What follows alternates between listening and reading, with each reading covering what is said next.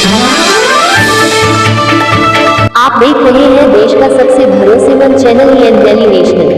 राष्ट्रीय संगोष्ठी का आयोजन किया गया और सम्मान समारोह का क्या कहना है? देखिए, आज 30 मई है। 30 मई 1826 को सुनियोजित रूप से पहली बार एक हिंदी साप्ताहिक उदंत मार्तंड का प्रकाशन पंडित जुगल किशोर जी ने किया था। कालांतर में ये समाचार पत्र आर्थिक संकटों से बंद हो गया, लेकिन इसने जो एक दिशा दी, जो एक मार्ग दिखाया, उस मार्ग पर लगातार हिंदी पत्रकारिता बहुत झंझावातों के बीच में भी चलती चली आ रही है। बहुत ऊंचाई देखा, बहुत बार ऐसा लगा कि हिंदी पत्रकारिता पर एक बहुत बड़ा संकट है अंग्रेजों के शासनकाल में, लेकिन हिंदी पत्रकारिता ने कभी भी सरेंडर नहीं किया।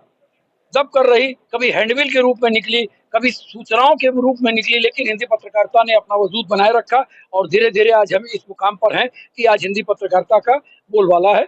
और इसी क्रम को आज हम लोगों ने एक अंतर्राष्ट्रीय संगोष्ठी के रूप में यहाँ मनाया है।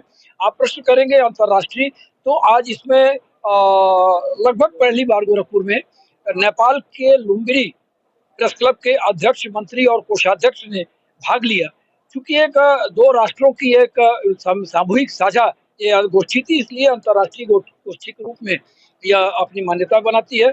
आज का मंच भी बहुत ही सक्षम था, जिन्होंने आर्टिफिशियल इंटेलिजेंस से पत्रकारिता में होने वाले संकटों को इंगित भी किया और बहुत सारी ऐसी बातें बताई जिनसे कि अमल करके हम पत्रकारिता में आर्टिफिशियल इंटेलिजेंस से आने वाले खतरों को से बच सकते हैं।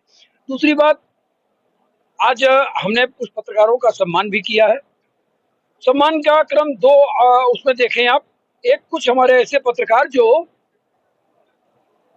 असमय ही काल के गाल में समा गए, जिनकी यात्रा पत्रकारिता की बहुत घूम कर चली, लेकिन अंत में वो असमय ठहर गई। हम उनको भी याद करते हैं क्योंकि हमारे परिवार के अंग हैं। हम उनकी स्मृति में अपने उन पत्रकार साथियों को सम्मानित करते हैं जिन्होंने पत्रकारिता के क्षेत्र में गोरखपुर का नाम रोशन किया हो। इसी क्रम में आज श्री शफी आजमी साहब, श्री आनंद राय जी और श्री राजीव ओझा जी को हम लोगों ने, योगेश्वर सिंह जो अमर उजाला के पत्रकार रहे, धर्मेंद्र मिश्र जी जो हिंदुस्तान के पत्रकार रहे, और एक स्वनामधन्य फोटो जर्नलिस्ट डीके गुप्ता, जिन्हें गुड्डू के नाम से लोग जानते रहे, उनकी स्मृतियों में सम्मान दिया गया है। साथ ही आकाशवाणी दूरदर्शन में लगभग 3 दशक से लगातार समाचार वाचन कर रही सुकीर्ति अस्थाना जी को, मैनावती देवी जिन्होंने गायन के क्षेत्र में अंतर्राष्ट्रीय स्तर पर गोरखपुर का मान बढ़ाया, उनको सम्मान दिया गया। और साथ ही एक उर्दू की लेखिका जिन्होंने हिंदी में भी रचनाएं लिखी है, लेकिन उर्दू में उन्होंने बहुत ही ऊंचा मुकाम हासिल किया और उर्दू की उन्होंने पत्रकारिता भी की है, दरख्शां ताजवर जी को भी आज हम लोगों ने उर्मिला शुक्ला, संगीत सम्राट साम्राज्ञी के रूप में जाना जाता है उन्हें, आवाज की एकदम वो देवी थी, उनकी स्मृति में उनको सम्मानित किया गया है। साथ ही आज गोरखपुर जर्नलिस्ट एसोसिएशन के लाइब्रेरी का लोकार्पण किया गया है और एक प्रथम अभिनव प्रयोग करते हुए अपने सदस्यों को गोजय ने एक ऐसा स्टिकर, वाहन स्टिकर दिया जिसमें उसकी संस्था का नाम और उसकी सदस्यता, यानी कि वो एक चलता फिरता उसका परिचय पत्र है। उस सदस्यता संख्या से कोई भी इस बात का पता कर सकता है कि वो व्यक्ति सही में वो मेंबर है या किसी दूसरे को लेकर चल रहा है। इस स्टिकर का भी लोकार्पण कराया गया और अतिथियों को के जरिए जो मार्ग मिला उस पर चलने का एक संकल्प लिया गया। फोटो खींचा प्रकाश ताईने विष्णु।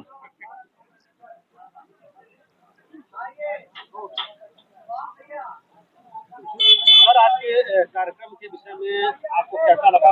इंडिया की पत्रकारिता का जो आज पत्रकारिता दिवस है, इसके विषय में हमारे दर्शकों को बताने का सर्वप्रथम तो आपका ये हिंदू पत्रकारिता जो हिंदी पत्रकारिता दिवस के उपलक्ष्य में शुभकामना देना चाहता हूँ। जो आज गोरखपुर जर्नलिज्म एसोसिएशन र प्रेस क्लब ऑफ गोरखपुर जो कार्यक्रम आयोजना किया है, हम लोग को इन्विटेशन किया है। इसमें दोनों देश के लिए जो पत्रकार एक जगह एक जगह होके छलफल करने र उसके एक देश के मैसेज दूसरे देश के जर्नलिस्ट और दूसरे देश के मैसेज भारत के मैसेज नेपाल के जर्नलिस्ट सुनने के जो अवसर मिला है ये एकदम महत्वपूर्ण अवसर है र जर्नलिज्म में खोज पत्रकारिता करने आदमी के लिए ये कार्यक्रम से थप हौसला प्रेरणा और थप ज्ञान प्राप्त हुआ है। जैसे इंडिया में आज पत्रकारिता दिवस मनाया गया 30 मई को, नेपाल का कोई पत्रकारिता दिवस का डेट निश्चित है, उस डेट को बताने का प्रयास करें। कति हो अच्छा। नेपाल में भी पत्रकारिता दिवस है, डेट ठ्याक्कै मालूम नहीं है हमारे, तो नेपाल में भी दिवस मानते हैं। इंटरनेशनल जर्नलिज्म डे और नेपाल के भी जर्नलिज्म डे है।